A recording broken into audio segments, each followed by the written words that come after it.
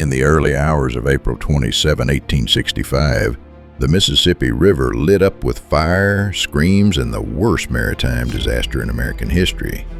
The name of the doomed vessel? The Sultana, but you probably never heard of it. Just weeks after the Civil War ended, and only days after President Lincoln's assassination, the Sultana left Vicksburg, Mississippi carrying more than 2,000 people. Most of them were Union soldiers, finally released from brutal Confederate prison camps like Andersonville and Cahaba. They were headed home. They'd survived war and starvation and disease, but they wouldn't survive this. The steamboat was legally cleared to carry 376 passengers.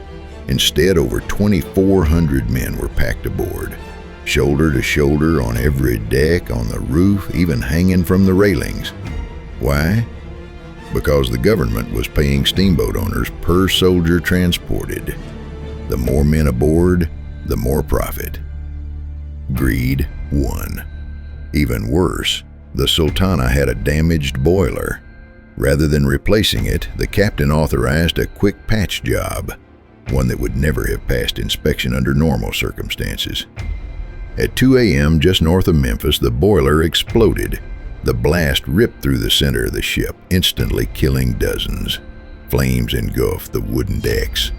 Screaming men dove into the cold, fast-moving Mississippi, only to drown or die from shock.